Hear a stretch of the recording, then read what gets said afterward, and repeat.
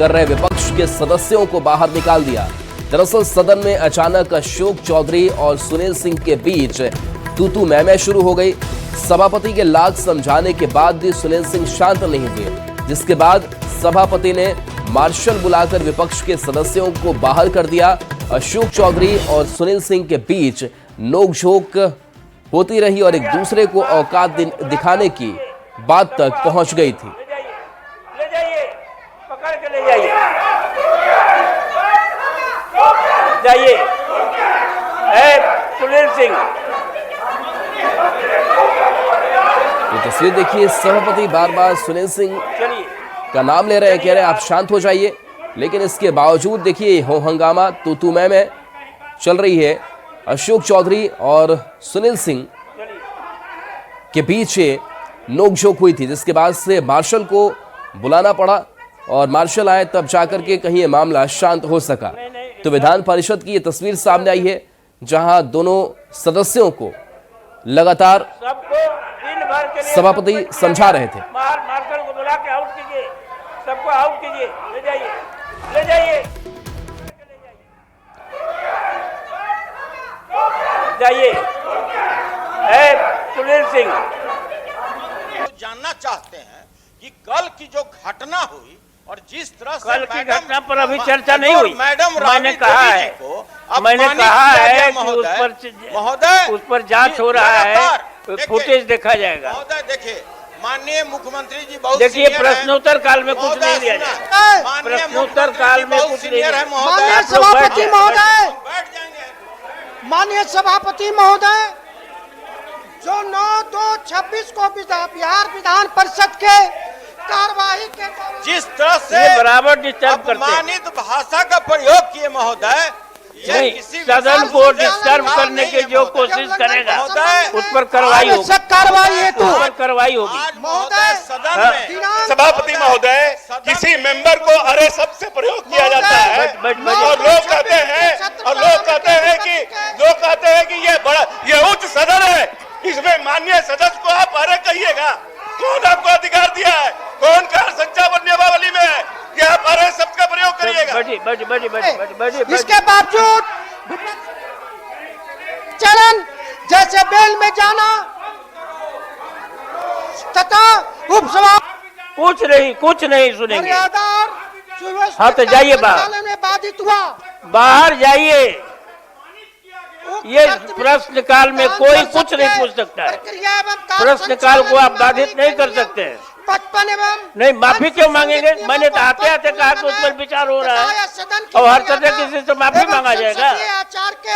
मैंने सुना है कि आप क्या बोले हैं और उसको अभी कह देंगे तो दिक्कत, इसलिए थोड़ा समय उसको रहने दीजिए।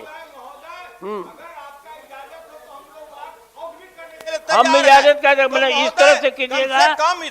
ये प्रश्न इतना दिन के बाद आप सुनते नहीं है, आप सुनिए ना, आप सुनिए पहले। क्या आप ही को चिंता है? सरकार उसकी जांच के लिए सीबीआई को जांच के दे दिए गए और आप यहाँ झगड़ा करने के लिए तैयार हैं। पकड़ लिए महोदय, ठीक है, बैठिए। माननीय सभापति महोदय, आपके द्वारा आसन से निर्देश दिए जाने के बावजूद लगातार निर्देश की अवहेलना हो रही है। प्रथम जब आपने इस सेशन की शुरुआत की, आपने स्पष्टता के साथ कहा कि जो फुटेज है हम उसका अवलोकन करेंगे। जब सारी बातें स्पष्ट हो गई, उसके बाद सदन में इस ढंग का व्यवहार किया जाना, ये मैं समझता हूं कि कार्य संचालन नियमावली का अपमान है। सभापति महोदय, ये आसन के निर्देश का अपमान है। सभापति महोदय, ये आसन के निर्देश का अपमान है और आसन का अपमान करने का किसी को अधिकार नहीं है। सबको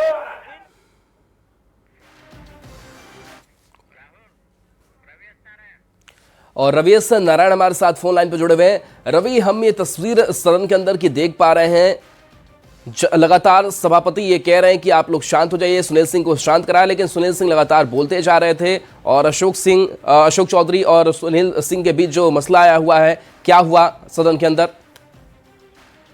देखिए, सदन की कार्रवाई जिस तरीके से शुरू हुई, आज की सदन की कार्रवाई जो अमूमन 12 बजे शुरू होती है, वो 12:10 पर बेल बजा।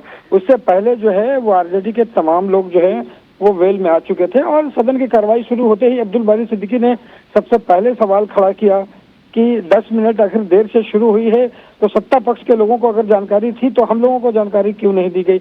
इसे लेकर के आपस में बहस हुई, लेकिन जैसे ही सभापति ने कहा कि वो हमें हमारा विशेषाधिकार है कि 10 मिनट कार्यों के अलावा देर हो सकता है, लेकिन उसके बाद फिर से आरजेडी के जो लोग हैं, कल जिस तरीके से राबड़ी देवी को जो शब्दों का प्रयोग किया था, उसके लिए देवेश कुमार को लेकर के जो बीजेपी के एमएलसी उनके खिलाफ लगातार माफी मांगने की बात कही जाने लगी। सभापति ने यहाँ पे कहा कि वीडियो फुटेज जो है वो देखा जाएगा और उसके बाद कार्रवाई होगी, लेकिन बावजूद जो है आरजेडी के तमाम लोग जो हैं वो हंगामा करते रहे, सवाल उठाते रहे और इसे लेकर के जो सत्ता पक्ष के अशोक चौधरी हैं उन्होंने खड़ा होकर के कहा कि जब सभापति कह रहे हैं तो उसके बाद जो है ये सवाल नहीं होना चाहिए और में इस कदर बढ़ी कि आपस में गाली गलौज तक हुए और साथ दिखाने की बात तक हुई, हाथापाई की नौबत आ गई। बाद में सभापति ने कहा मार्शल बुलाया और तमाम लोगों को जो है वहां से बाहर किया है। तो आज पूरे दिन कार्रवाई के लिए जो है आज के पूरे जो दिन की कार्रवाई होगी वहां से विपक्ष जो है, तमाम विपक्ष आरजेडी हो, माले हो, कांग्रेस के हैं, तमाम सदस्यों को बाहर कर दिया गया है। अभी जो है फिलहाल सदन की कार्रवाई चल रही है, लेकिन पूरा विपक्ष जो है वो बाहर कर दिया गया है। जी चलिए, शुक्रिया इस अपडेट के लिए आपका, रवीश नारायण।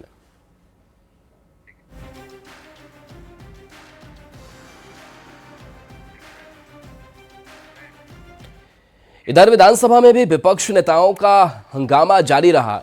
बेटियों, महिलाओं की सुरक्षा और बढ़ते अपराध के मुद्दे को लेकर विपक्ष सरकार को घेरने में जुटा है।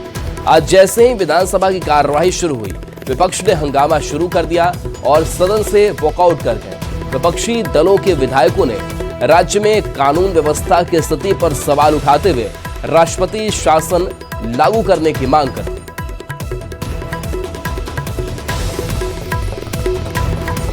तो विधानसभा शुरू होते ही यह हंगामा देखने को मिला। लगातार हर दिन विपक्ष के तल्ख तेवर नजर आ रहे हैं। दोनों सदनों की अगर बात करें, विधानसभा या विधान परिषद, विपक्ष के सदस्य लगातार वो हंगामा कर रहे हैं और ये तस्वीर आपको विधान सभा के बाहर की भी हमने दिखाई और इसके साथ साथ जिस तरीके से नीट छात्रा मामले को लेकर के सड़कों पर भी प्रदर्शन हो रहा है, इस पूरे प्रकरण को जोर शोर से विपक्ष उठाता हुआ दिखाई दे रहा है। हालांकि लगातार इस पर सरकार की तरफ से जवाब भी सामने आ रहा है। सत्ता पक्ष लगातार ये कह रहा है कि इस पूरे मामले की जांच जो है वो सीबीआई को लेकर भी है, हमने भी पूरी जांच की और हम लगातार लगे हुए हैं। तरह के भाषा का प्रयोग किया गया है या मर्यादित भाषा का मुख्यमंत्री के द्वारा जो भाषा का प्रयोग किया है वो माफी योग्य नहीं है। बिहार की जनता माफ नहीं करेगी। बिहार में लूट हो रहा है, बलात्कार हो रहा है, छोटी छोटी बच्चियों का बलात्कार करके हत्या की जा रही है और सरकार उसको लीपापोती कर रही है। जन शर्मसार हुआ बिहार विधान परिषद का, जिसमें बिहार की प्रथम महिला मुख्यमंत्री और नारी सम्मान की प्रतीक राबड़ी देवी के साथ जो जिस भाषा का प्रयोग किया गया माननीय नेता सदन और बिहार के मुख्यमंत्री नीतीश कुमार जी के द्वारा, यह बिल्कुल कंडेमेबल है, यह बिल्कुल शर्मनाक है और उसकी तीखी भर्त्सना की जाती है।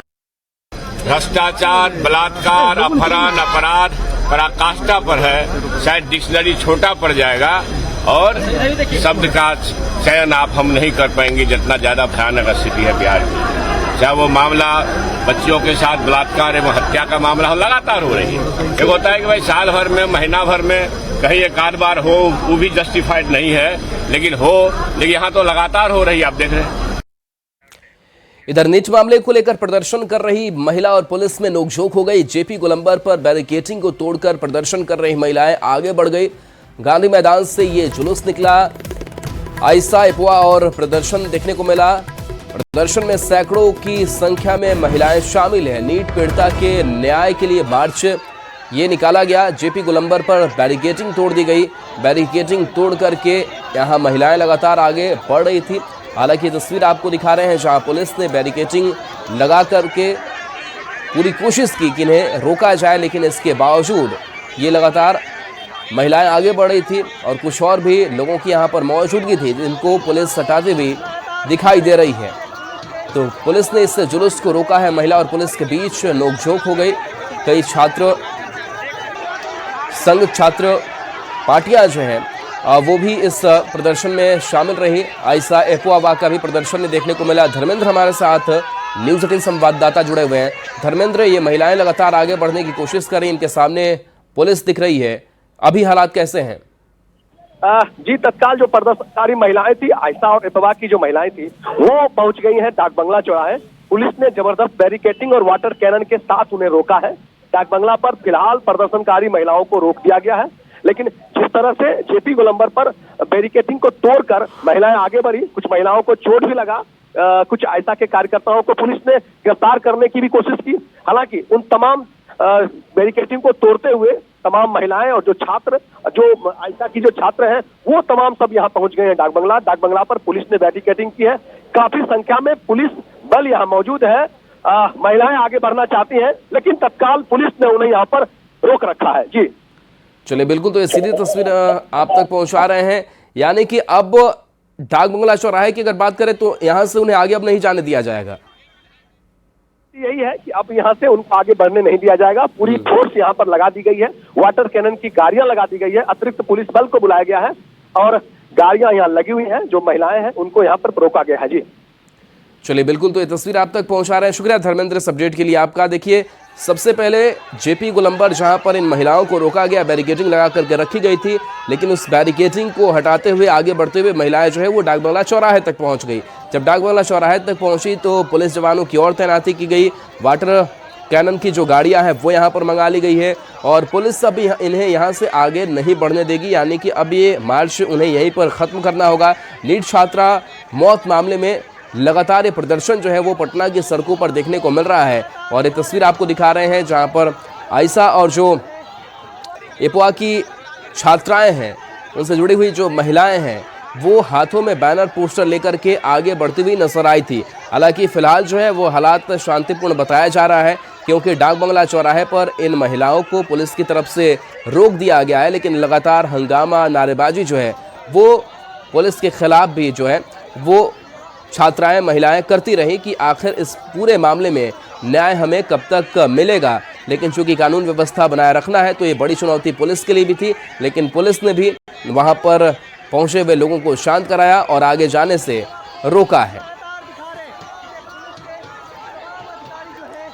तो गांधी मैदान से ये जुलूस प्रदर्शन निकला था। जेपी गोलंबर पर जैसे ही ये जुलूस मार्च पहुंचता है, वहां पुलिस इन्हें रोकने की कोशिश करती है। बैरिकेडिंग लगाई गई थी, लेकिन इस बैरिकेडिंग के बावजूद देखिए किस तरीके से ये छात्राएं और महिलाएं लगातार हंगामा करती हुई, नारेबाजी करती हुई नजर आ रही हैं। तेजस्वी यादव से जुड़ी खबर है, जहां दिल्ली से पटना तेजस्वी पहुंचे हैं। पटना एयरपोर्ट पर तेजस्वी यादव ने बिहार में महिलाओं और खासकर के छोटी बच्चियों पर बढ़ रही हिंसा को लेकर सवाल उठाया और कहा कि राबड़ी देवी ने जब सदन में इस बात को उठाया तो किस तरह से जवाब दिया गया। बिहार में जिस हिसाब से बेतहाशा क्राइम में वृद्धि हो रही है और सबसे ज्यादा छोटी बच्चियों के साथ गैंगरेप हो रहा है, कई बड़ी बड़ी घटनाएं हुई। नीट का मामला अभी ठंडा ही नहीं हुआ, दरभंगा में मामला आया, कई जिलों में मामला आया। इसको लेकर के राष्ट्रीय जनता दल और हम लोगों के नेता राबड़ी देवी जी ने इस सवाल को सदन में भी उठाया और इसका जवाब देने के बजाय जिस तरह की भाषा माननीय मुख्यमंत्री जी ने इस्तेमाल किया, इस हिसाब से तो ऐसी भाषा देकर के तो लोगों का और जो मन जो है बढ़ता है और घटना अंजाम हो रहा है, इसको रोकने के बजाय और सरकार को जवाब देने के बजाय इस तरह की बातें करना, हमको नहीं लगता कि अब मुख्यमंत्री पद पे बैठा हुआ कोई व्यक्ति, उनसे पहले जो मुख्यमंत्री बनी वो भी प्रथम महिला मुख्यमंत्री बनी, इस तरह की भाषा का प्रयोग नहीं करना चाहिए। बिहार की विधि व्यवस्था के मुद्दे पर सियासत दिल्ली तक पहुंच गई है।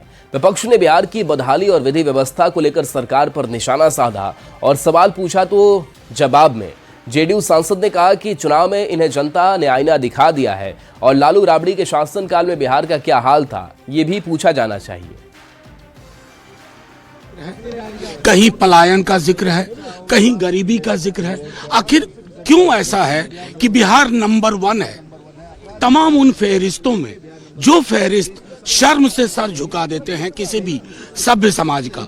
कल आपने देखा होगा माननीय मुख्यमंत्री जी ने बिहार की पूर्व मुख्यमंत्री, पहली महिला मुख्यमंत्री, उनको लड़की कह के संबोधित किया। मैं समझता हूं कि बीजेपी के लोगों का अगर कोई प्लान है 6 महीने बाद का बंगाल चुनाव का, उससे पूर्व ही उसको एग्जीक्यूट कर ले। बिहार के लोग तो ऐसा नहीं मानते हैं। अभी तो चुनाव से होके आए हैं वो लोग भी, वो खुद ही अनुभव किए होंगे और बहुत सारे आप लोग भी गए हुए थे। तो बिहार में क्या स्थिति है आप लोग भी जाकर के देखे हैं कि बिहार की कनेक्टिविटी कैसी है, बिहार में पावर सिचुएशन कैसा है, बिहार में लोगों की आर्थिक स्थिति कैसी है, लोगों के जीवन कितना सुधरा है। जितना ये इतिहास इनका जो रहा है वो कभी काहे नहीं पूछते कि भाई जब नीतीश कुमार को सत्ता में आए तो उनको कैसा बिहार आपने दिया था और वहां से लेकर के कहां तक बिहार को ले गए, इससे न कंपेयर होगा। बीजेपी के राष्ट्रीय अध्यक्ष बनने के बाद पहली बार नितिन नवीन विधानसभा पहुंचे, जहां एनडीए नेताओं ने उनका जोरदार स्वागत किया। विधानसभा के मुख्य द्वार पर एनडीए के कई वरिष्ठ नेताओं ने उन्हें गुलदस्ता भेंट कर अभिनंदन किया। इस दौरान बिहार के दोनों उप मुख्यमंत्री, बीजेपी के प्रदेश अध्यक्ष सहित कई प्रमुख नेता मौजूद रहे। नितिन नवीन को सभी दलों के नेताओं ने नई जिम्मेदारी के लिए बधाई दी। विधानसभा में भी उनके सम्मान में नेताओं ने अपने विचार रखे। जेडीयू के वरिष्ठ नेता विजय चौधरी ने नितिन नवीन की कार्यशैली और व्यक्तित्व की सराहना की। उन्होंने कहा कि हमारे नवीन न सिर्फ खड़े उतरे होंगे बल्कि जितने भी नामों पर विचार चल रहा है उन सब में अव्वल आए होंगे, तभी हमारे नवीन आज इस पद पर पहुंचे हैं।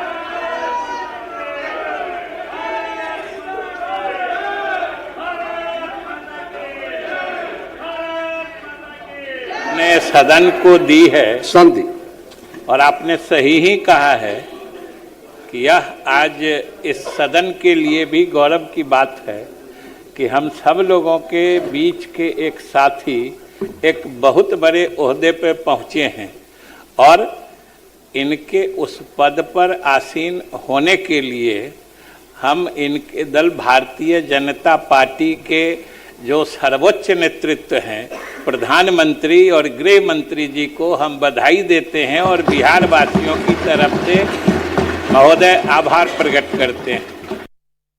ये भारत के इतिहास में अपने आप में इस सदन का कोई व्यक्ति इतने बड़े पार्टी का राष्ट्रीय अध्यक्ष बना हो और इस सदन का सदस्य हो, ये सबसे बड़ी गौरव की बात हम लोगों के लिए। और ठीक ही हमारे नेतृत्व आदरणीय प्रधानमंत्री जी, आदरणीय रक्षा मंत्री जी, आदरणीय गृह मंत्री जी, आदरणीय स्वास्थ्य मंत्री जी और पूरा भारतीय जनता पार्टी के नेतृत्व ने जिस तरह भरोसा दिखाया और ठीक कहा विजय बाबू ने, जिस तरह बिहारी को इतनी बड़ी दायित्व देने का काम किया और जिस तरह प्रधानमंत्री जी ने कहा कि मैं सरकार का मुखिया हूं लेकिन नितिन नवीन जी हमारे बॉस है, यह सबसे बड़ी बात। मैं भी नहीं जानता था जब राजनीति में नहीं आया था कि एक व्यक्ति समाज में कितना बड़ा स्थान पा लेता है राजनीति में आने के बाद। जो भाव से जनता उसको देखती है, मैंने अपने पिताजी के जीवन को उसमें देखा कि लोग मेरे हाथों को पकड़ के मिलते थे, रोने लगते थे, तो मुझे लगता था कि मेरे पिताजी हैं, सामने वाला व्यक्ति क्यों इतना भावनात्मक हो रहा है। मैं नहीं जानता था कि उसकी भावना किस प्रकार से जुड़ी है, लेकिन मुझे लगा कि मैंने पिछले 20 वर्षों में हमेशा ये ध्यान रखा कि मेरे पिताजी की छवि के हिसाब से मैं हमेशा अपने आप को आगे